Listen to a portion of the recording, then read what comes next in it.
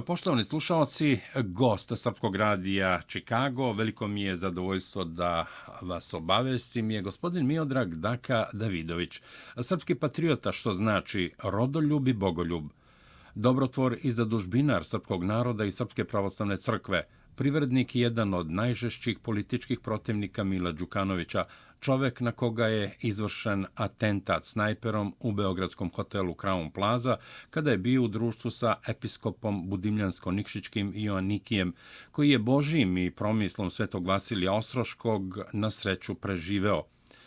Miodrag Daka Davidović, vrsni poznavalac prilika u Crnoj Gori i jedna od najpoštovanijih, najuticajnijih i najcenjenijih ličnosti u narodu Crne Gore, Srbije i Republike Srpske.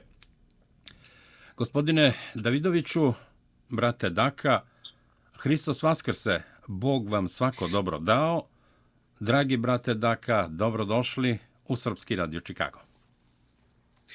Vaistinu Vaskrse čitavom rodu i tebi posebno, dragi brate Milorade. Radujem se da sam još jednom u prilici da pozdravim sve naše drage Srbe u Americi i na svim meridijanima od Vladivostoka do Los Angelesa. Meni je privilegija i radost da možemo podijeliti prilike u našoj i vašoj Crnoj Gori, u našoj vječitoj Sparti, u onome ko je krenuo ponovo na put vaskrsenja, onome ko je bio i uvijek bio luča odakle je kretalo svako dobro i svaka sreća.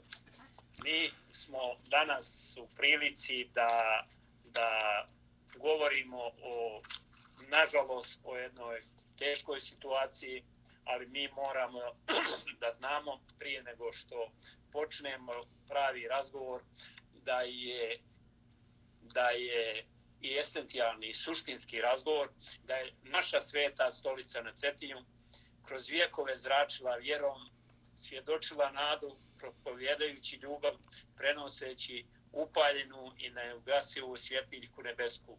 Svjedočila je sveta stolica na Cetinju i Gospoda našeg Isusa Hrista, onaj lik za koji je veliki slovenski prorok Dostojevski rekao da nema ničeg divnijeg, ničeg uzvišenijeg, ničeg savršenijeg i poštovanja dostojnijeg od lika Gospoda Hrista, dodavši, ako mi ljudi bi dokazali da je on van istine, ja bih radije ostao s njim nego sa istinom.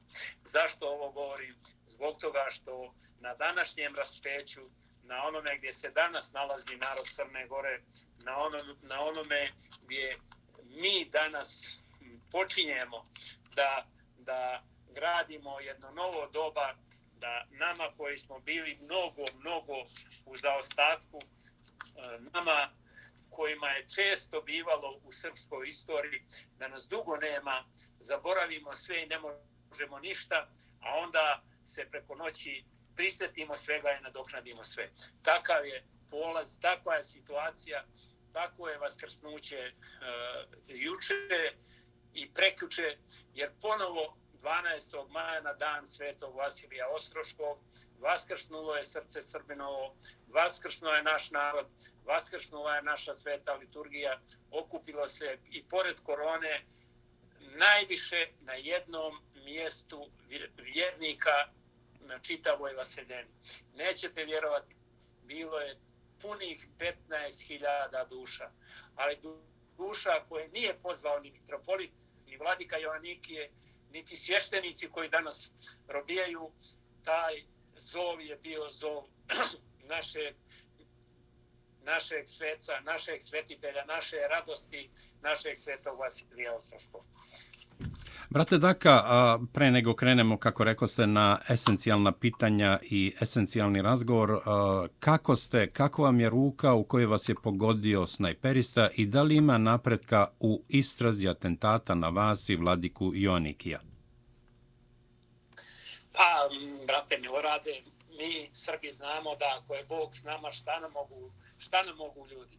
Prema tome, ruka je odlično, ruku je iscijelio sveti Vasilije Ostroški samim dohvatom do života i to sam pričao ranije mnogo puta, ali evo i večeras da ponovim, sami Gospod je to učinio i ja zaista bih želio da to bude posljednja kap krvi među nama Srbima, iako su i sinoć u napadu policije u Nikšiću i u Pljevljima na naš narod se desila čuda. Da ako Bog dadne da ta moja krv bude zadnja krv među nama Srbima, da se jednom osvijestimo i vratimo sebi, da se obožimo, da se umnožimo i kao po riječi našeg svetog vladike Nikolaja da budemo ljudi, da budemo prvo Srbi i među sobom da postignemo konsenzus jedanput i da postanemo jedni drugima brat i brat. Gospodine Davidoviću, haotična i teška situacija u Crnoj Gori. Protesti, hapšenja, sukobi, suzavac, pendreci. Naime, na veliki praznik Svetog Vasilija Ostroškog, kada se na Ostrugu i u Nikšiću spontano okupilo na hiljade i hiljade vernika Srpske pravoslavne crkve, ali i drugi koji nisu vernici Srpske pravoslavne crkve, u večernjim satima uhapšen je vladika Joanikije sa još 7 sveštenika, koji je još u pritvoru policije Mila Đukanovića. Vladika Joanikije je u zatvoru pre pola godine, zajedno sa vama pokušali su da ga ubiju u Beogradu i od tada je, čini se, krenuo žestoki đavolski obračun sa Srpskom pravoslavnom crkvom, odnosno mitropolijom Crnogorsko-Primorskom i drugim eparhijama Srpske pravoslavne crkve u Crnoj Gori. Molim vas da komentarišete. Mi moramo da se malo uvijek vratimo u istoriju da bi smo kao učiteljicu života spoznali ono ovo što se danas dešava je nešto što se nije nikad u istoriji neba i zemlje dešavalo. Naš narod je bio 500 godina pod Turcima i to je bilo mila majka. Naš patrijarh Irinej je u jednom svom intervjuu rekao da je danas narodu u Crnoj Gori teže nego u vremenu nezavisne države Hrvatske. To je pod broj 1. Drugo je što je rekao je da je narodu, odnosno crkvi našoj, teže danas nego pod Turcima. I to je nažalost tačno, to je nešto što svjedoči svu muku i pogibiju koja se danas dešava u Crnoj Gori. Ali mi smo dotjerani do krajnje linije. Mi smo dotjerani do crte kud nemamo više, ispod koje ne možemo. Mi imamo 3 mogućnosti. Prva mogućnost koju bi oni najviše željeli, to je da se potočimo. Ili potušćimo, svejedno. Druga varijanta je da se iselimo i treća varijanta je da se borimo. Pošto mi ne mislimo ni da se katoličimo, ni da se tušimo, pošto mi ne mislimo da bježimo sa naših vjekovnih ognjišta, nama je ostalo da branimo to što je ostalo i kao što naš veliki vladika Rade je rekao, muž brani žene i djeteta, narod brani crkve i plemena. Crkva Božja, crkva koja je spuštena na zemlju, to je naš sveti, saborni, divni apostolski narod. Ja sam ubijeđen da se ne može desiti da naš narod izgubi ovu bitku, da se ne može desiti da mi ovu bitku ne dobijemo. Koliko će trajati to? To nas ne zanima. Da li će trajati 1 dan, jednu nedelju, 1 mjesec, 1 godinu ili 100 godina? Pa Gospodu vrijeme ne predstavlja ništa. U Gospoda je 500 godina kao jedan tren, ali u tom Gospodnjem vremenu mi moramo održati vjeru, spasiti vjeru i održati i spasiti naše svetinje od trgovine, od uzurpacije, od prokletstva, od otimačine. Nažalost, 12. maj je još po nečemu specifičan. Nažalost, ponovo kažem, što se 12. maja 1941. godine nezavisna država Hrvatska sa prokletim Antom Pavelićem i Maksom Luburićem obračunala i povela u zatvor velikog mitropolita Petra Zimonjića. A Petar Zimonjić je bio sin popa i velikog junaka i velikog pastadura u svom vremenu Bogdana Zimovića. Na isti dan, na dan Svetog Vasilija Ostroškog, prije 2 dana desila se ista tragedija, da je naš vladika, da je naš ponos svekolike srpske pravoslavne crkve, naše apostolske crkve, jedan od najuglednijih arhijereja, čovjek koji nema ni jedne mrlje u životu, čovjek koji nema ni jednog razloga da bi danas robijao, ali on je uhapšen zbog toga da bi bio prepanut narod, da bi mi mislili ako su nam uzeli i oteli, uhapsili vladiku Joanikija, da će naš narod posustati. Nećete vjerovati posle ovog sinoćnjeg zuluma koji je napravila policija, specijalci koji su dovedeni ko zna odakle i ko zna otkuda, koji su napravili zulum na našim narodom. U ovom momentu, večeras je preko 2000 vjernika pred stanicom milicije i skandira pustite nam vladiku i ne damo svetinje. Dakle, probudio se duh našeg naroda, probudila se naša sveta, saborna i apostolska crkva, naš narod se digao, Sveti Vasilije nas podržava i vodi, ja uopšte nemam dilemu kako će se ovo završiti. Nema toga ko može, sve da pohapse svještenike, sve da nas koji nešto značimo u narodu pobijedit će crkva Božija, a ta crkva Božija je narod Crne Gore. I ne može srpski narod niko satrijeti. Nema te sile nebeske koja će napraviti da naš narod poklekne i da naš narod u ovoj bitci ne pobijedi. Gospodine Davidoviću, Andrija Mandić, jedan od čelnika opozicionog demokratskog fronta, danas je u Skupštini Crne Gore saopštio: ako odvedu vladiku Joanikija u zatvor Spuž, tražit ću od mitropolita da zajedno pozovemo narod Crne Gore da to sprečimo. Mi nećemo poštovati obećanje koje smo dali mitropolitu da nećemo pozvati narod na pobunu i na sprečavanje odvođenja vladike u Spuž. Crna Gora teror trpeti neće. Andrija Mandić upozorava: ako vladiku Joanikija pošaljete u Spuž, spremite uniforme i po cenu da taj Spuž više ne postoji. Šta mislite o tome?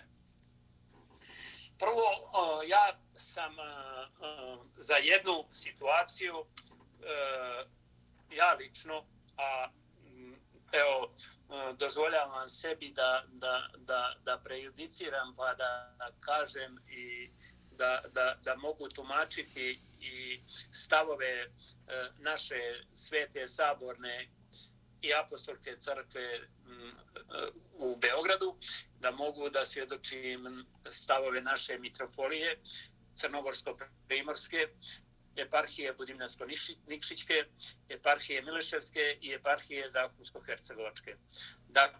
Dakle, mi ovo moramo posve odvojiti.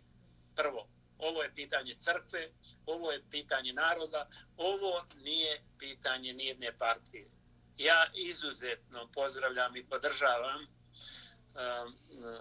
sve srpski orijentisane partije i mislim da ovo mora da razriješi narod. Ni crkva, niti jedna partija. A narod je sve partije i svi Srbi iz Crne Gore zajedno. Mi, to sam milion puta rekao, ćemo se boriti do kraja. Mi svetu sabornu i apostolsku crkvu moramo braniti golim životima. Ako je na to mislio gospodin Mandić, a vjerujem da jeste, to je malo rečeno onako prilično partijski. Ja ne volim to, ja više volim da mi kažemo mi svi Srbi zajedno u Crnoj Gori. Nijedna partija, nijedan čovjek pojedinačno, nijedna grupa pojedinačno i mi moramo da se saberemo oko naše svete saborne apostolske crkve, da naša crkva kaže koji je to put kojim ćemo mi ići. Sigurno je, mi nećemo pustiti naše vladiku i naše svještenike da ih muče, prebijaju i očudu rade. Mi ćemo probati svim silama da to spriječimo i da našeg vladiku vratimo tamo gdje mu je mjesto. Zamislite vi to Svetogrđe. Taj dan nije vladika Budimljansko-Nikšićki, naš dragi preosvećeni vladika Joanikije, on nije pozvao narod, niti su svještenici pozvali narod. Mi moramo da jednom razumijemo, narod u Nikšiću se skupio u 3 minuta. Oni su zakazali bili moleban, zatim su zakazali liturgiju, niko nije pričao o litiji. Ali kad je u 5 minuta se skupilo 15.000 ljudi, oni nijesu imali kud. Oni su morali ili stati pred taj narod ili izaći da se napravi da ljudi mogu uzeti vazduha, jer u manastiru nije bilo više mjesta da uđe niti jedan jedini vjernik, a hiljade ljudi su čekale ispred manastira. Šta je bilo prirodnije nego da vladika izađe i da kaže hajde prođimo odavde, maknimo se odavde i da prošeta ulicom, da taj narod napravi distancu između sebe i da bukvalno u tom hodu se obezbijedi sve što traže te nesrećne zdravstvene organizacije, ne znam ni kako se ta mantra zove. Prema tome, ovo su zadnja vremena za nas, zaista sada, i mi sa jako velikim nestrpljenjem i zabrinutošću pratimo situaciju u Beranama, u Bijelom polju, u Pljevljima, u Nikšiću, u Podgorici, u Budvi, u Herceg-Novom, jer svuda tuda će noćas biti protesti i ne daj Bože, vi dobro znate kakav smo mi narod, da negdje neko pogriješi, da negdje napravi neki užas ili da bilo ko se povrijedi, a ne daj Bože da bude kakvih žrtava, to bi bila kasapnica kakva se ne pamti u istoriji ljudskog roda. Vi znate da smo mi u svemu ekstremni, sigurno bi bilo to i vjerovatno, a ne daj Bože kažem da bi to bila gora vremena nego što su neka bila u našoj prošlosti. Gospodine Davidoviću, molim vas da komentarišete sljedeću konstataciju. Mnogi misle da su reakcije vlasti Srbije blage na čelu sa predsjednikom Vučićem.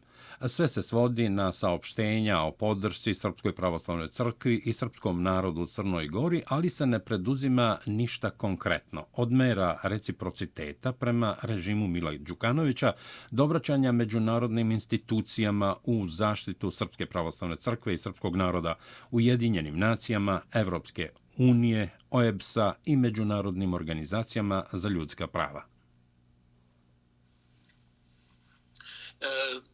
Moramo mi da budemo potpuno jasni i potpuno glasni. Kao što smo od početka i kao što smo od momenta 21. decembra, kada me je došao u posjetu Sveti Vasilij Ostroški u Nikšić, posle Badnjeg dana, posle Božića i evo sada posle Vaskrsa, mi se nalazimo u jednoj stalnoj tenziji da moramo to strašilo, to čudovište, to bezakonje od zakona o slobodi vjeroispovijesti da vratimo na početak i da vratimo tamo gdje mu je mjesto, a mjesto mu je da oslobodi našu svetu sabornu crkvu, odnosno našu mitropoliju i eparhiju Crnoj Gori. Što se tiče pitanja kako se odnositi i kako se odnose vlasti prema Srbiji i Srbije prema Crnoj Gori i kakva je tu politika prevashodno predsjednika Vučića i patrijarha. Oni su objasnili da ne mogu da se miješaju u odnose između Crne Gore i Srbije, odnosno da bi zadirali time u odnose prema drugoj državi. I to je bilo za nas objašnjenje. Ali kako mi to u Crnoj Gori gledamo? Ne ja generalno, naravno i ja, ali kako to gleda naša crkva i kako to gleda naš narod. Ovu bitku u Crnoj Gori mi moramo dobijemo. Lijepo je da mi imamo podršku i iz Beograda, i iz Republike Srpske, i iz Makedonije, i iz Hrvatske od naše crkve, i iz svih iz Amerike, izvinjavam se, naravno ja znam da naravno, kako da ne, da. I naš vladika Longin i tako dalje. Tako je. I naših svih 50 vladika to večera sluša, vjerujte. Ali mi u ovu bitku nijesmo ušli bilo ko da bi nas štitio i bilo ko da bi nas branio. Mi ćemo ovu bitku dobiti sami.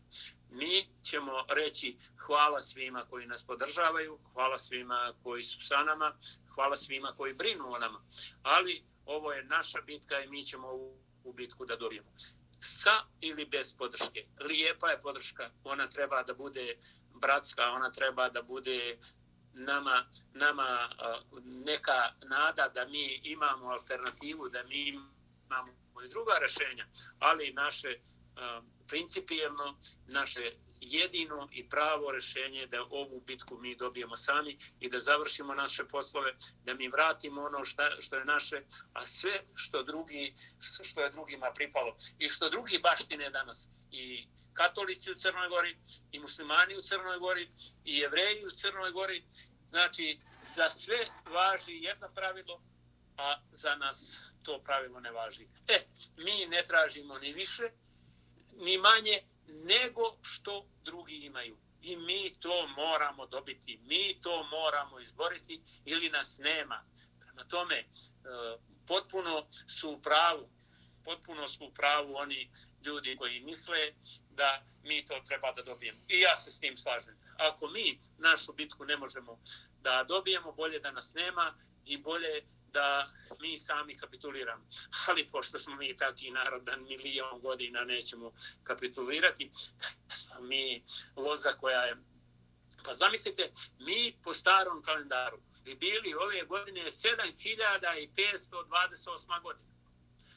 Mi koji smo ovdje toliko godina, od kojih su nastale sve druge nacije, to su sve nepostojeće nacije, to su sve hibridi koje su u prošlim vremenima od zuluma turskog, od zuluma Austro-Ugarske i drugih osvajača koji su tuda nailazili, mi danas moramo da izborimo naša prava i da zadržimo u onom obimu i i na onaj način kako nam je to ostavio Sveti Sava na Prevlaci.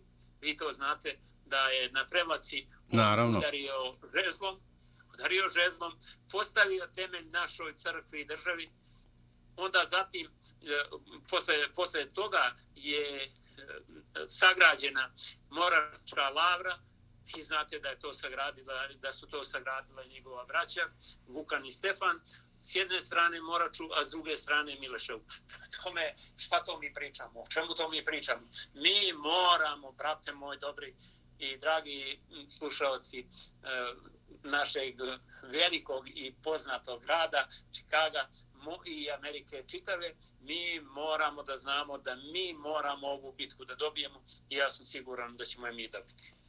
S tim u vezi, malo pre smo dobili vest, Andrija Mandić je pozvao danas predsjednika Srbije Aleksandra Vučića da se u subotu u Beogradu organizuje sastanak sa političkim predstavnicima srpskog naroda iz Crne Gore i da se pozovu i drugi predstavnici srpskih organizacija i ugledni ljudi iz Crne Gore kojim bi prisustvovao i patrijarh Irinej.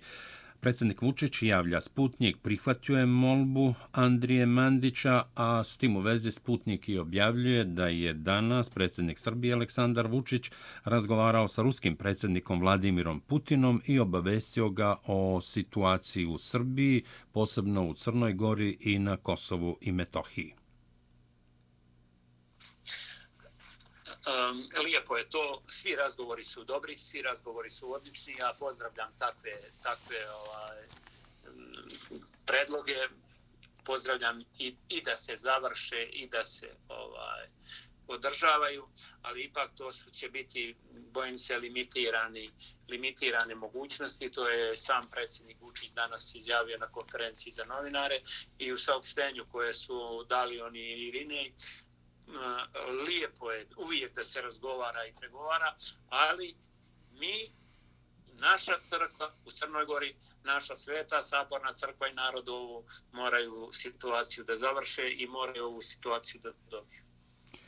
Gospodine Davidoviću, crnogorski premijer Duško Marković danas se obratio javnosti povodom aktualne situacije u Crnoj Gori i pod navodnicima kršenja bezbednosnih mera, ugrožavanja sigurnosti i napada na policiju. Dakle, ovo zvuči vrlo blago rečeno zamena teza ili smešno. I saopštava da je Crna Gora pod navodnicima izložena brutalnom napadu koji može imati nesagledive posljedice po zdravlje građana. Duško Marković zaboravlja da režim Mila Đukanovića brutalno napada Srpsku pravoslavnu crkvu i srpski narod već desetinama godina. Izvolite, molim za komentar. Duško Marković je predsjednik vlade Crne Gore i mogu da kažem da je jako tragično da se on tako surovo danas odnio prema nama, najbrojnijem narodu u Crnoj Gori i prema našoj svetoj sabornoj i apostolskoj crkvi, prilično prijetećim tonom. Postoji jedna lijepa uzrečica u Crnoj Gori, a vjerujem i na drugim meridijanima gdje su naši ljudi, koja kaže: sila Boga ne moli, ali Bog silu ne voli. Sad, Duško Marković ovaj prvi dio rečenice sila Boga ne moli misli da će to tako završiti, ali ja bih ovdje promijenio ovaj drugi dio rečenice i rekao: narod silu ne voli. Narod silu ne voli i po treći put narod silu ne voli. Mi nemamo kud. Duško Marković može da izvede svu policiju, svu vojsku i sva čuda nebeska, da prepada ovaj narod i da misli da je napravio neko veliko čudo. Mi nemamo izbora. Mi nemamo kud. Duško Marković mora da zna da mi nemamo kud. Crvena linija je pređena, mogu da nas pobiju, mogu da nas zatvore, mogu da nas hapse, mogu šta god hoće da rade, ali ovaj naš narod će izdržati i opstati. Pa vidite, i na Kosovu je neko ostao. I na Kosovu, i posle Kosova se razmnožio posle srpski narod kada je bio bukvalno uništen. Pa posle Prvog svjetskog rata da smo mi izgubili 2/3 muškaraca radno sposobnih i vojnički sposobnih. Pa posle Drugog rata kad smo u samom Jasenovcu izgubili 700.000 ljudi i na ostalim stratištima do 1.700.000. Tome i ponovo je neko opstao i ponovo smo opstali i danas ćemo opstati i mi moramo pored svih tih prijetnji, pored sve te sile, pored sve te nesrazmjerne sile koju eto prvi put je i danas spomenula Evropska unija. Pa zamislite, vi sinoć su reportera Novosti beogradskih uhapsili zato što je snimao slučaj kada 20 policajaca prebija jednog nesrećnog mladića na skveru u Nikšiću. I pošto su vidjeli da je snimio, onda su mu nasuli u oči biber sprej,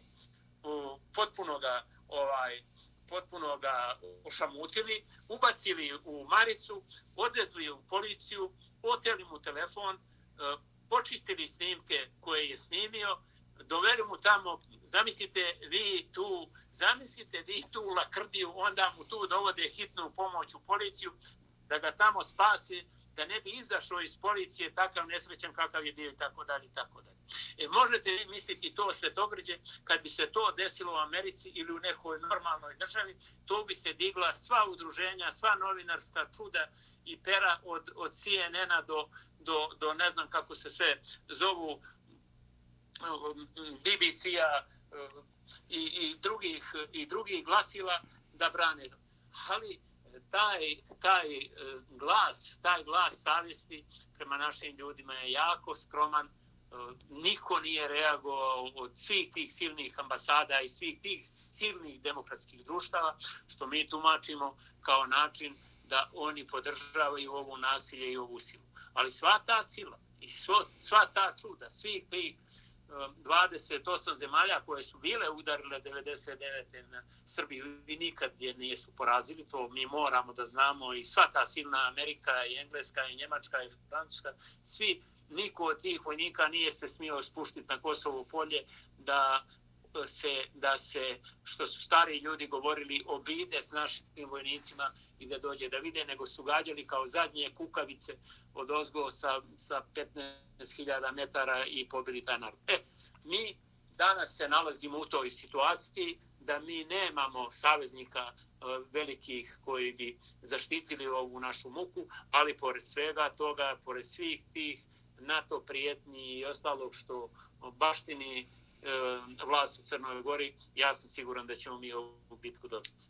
Gospodine Davidoviću, i za kraj, režim Mila Đukanovića prešao je Rubikon. Došlo je do one poznate biti ili ne biti. Ovim radikalnim fašističkim potezima režim Mila Đukanovića ispipava odlučnost i trpeljivo srpskog naroda i Srpske pravoslavne crkve za otpor pre konačnog kretanja u obračunu u kojem će režim Mila Đukanovića pokušati da pohapsi sveštenstvo Srpske pravoslavne crkve, srpske narodne i političke tribune i zauzme crkve i manastire Srpske pravoslavne crkve te da desetkuje i devastira i narod i crkvu. Mnogi upozoravaju na mogućnost sukoba i građanskog rata u Crnoj Gori, jer kad prekipi narodu, kao što ste rekli, onda može doći do čuda, jer se na nasilje i teror Mila Đukanovića i njegove falange mora odgovarati istom merom u cilju odbrane i opstanka. Šta mislite o tome? Kao što je naš veliki prorok Sveti Luka rekao u svojoj pouci da život svoj možemo dati za pravdu, za istinu, za ono što je pravo i čestito, jer na taj način dobijamo život neprolazni koji je u rukama Božijim. Ni po koju cijenu, ni za kakve interese privremene ovozemaljske, ništavne, ne izgubimo obraz i svoju dušu, obraz i dušu svoga naroda. Patrijarh Pavle je kroz ove riječi nas blagoslovio da mi moramo ovo što imamo održati po svaku cijenu. Ako je režim Mila Đukanovića krenuo, kao što ste napravili hipotezu u vašem pitanju, da uđu u koračni narodom u Crnoj Gori, nažalost, mi nemamo kud. Gdje ćemo? Rekao sam, postoje 3 puta. Da se katoličimo, da bježimo i da se iselimo iz Crne Gore ili da se borimo. Mi ne mislimo na ove dvije prve stvari. To je bio model, vi dobro znate, Mila Budaka u nezavisnoj državi Hrvatskoj, da se 1/3 Srba pobije, 1/3 iseli, a 1/3 pokatoliči. Mi, ako je sadašnja vlast krenula sa tom tezom u Crnoj Gori, mi na to pristati nećemo ni po koju cijenu i u toj varijanti, u toj situaciji sigurno mogu da se dese neželjeni i nikad ispravljene situacije. Dakle, nemojmo dozvoliti da dođemo na tu crtu. Ako ima naređenje iz bijelog svijeta koje mora da sprovede, a da će otići na štetu našeg naroda, našeg obraza, naše svete saborne i apostolske crkve, mi na to pristati nećemo i mi se ne možemo maknuti sa biljege, mi ne možemo ustupnuti i mi moramo ostati tamo gdje jesmo. I za kraj, brate Daka, gospodine Davidoviću, hvala vam što ste bili gost Srpskog radija Čikago i evo kratka poruka za srpski narod i srpske prijatelje u Čikagu i okolini širom Sjedinjenih Američkih Država, ali i u Srbiji i Crnoj Gori i Republici Srpskoj. Braćo i sestre, poštovani prijatelji, ovo je naš veliki izazov, ovo je naš veliki usud, ovo je na neki način naša velika nesreća, ali sam siguran da ćemo mi iz svega ovoga izaći jači, da će naš narod biti gdje je bio opstati gdje je bio i da će u budućnosti biti ona prava srpska stvar koja je vječito bila. Mi ne možemo pokleknuti, kod nas je bilo mnogo vitezova, pa mi da ništa nijesmo imali nego svetog Vasilija Ostroškog, svetog Petra Cetinskog, velikog vladiku Rada, svetog Vladimira, pa mi sa tim čudom moramo opstati i ostati. Prema tome, mi od vas očekujemo moralnu podršku, a sve ostalo moramo sami da uradimo, moramo sami da se izborimo i ja sam siguran da ćemo mi imati i snage i radosti i blagoslov našeg svetitelja svetog Vasilija Ostroškog da sve ove probleme jad i muku prevaziđemo. Poštovani slušalci, gost Srpskog radija Čikago bio je gospodin Miodrag Daka Davidović, srpski patriota, što znači rodoljub i bogoljub, dobrotvor i zadužbinar srpskog naroda i Srpske pravoslavne crkve i jedan od najžešćih političkih protivnika Mila Đukanovića. Hvala od srca, brate Daka, sa srećom i do pobede. Pobeda je naša. Bila mi je velika radost, ne damo svetinje ni pod koju cijenu. Hvala vam, s Bogom. S Bogom.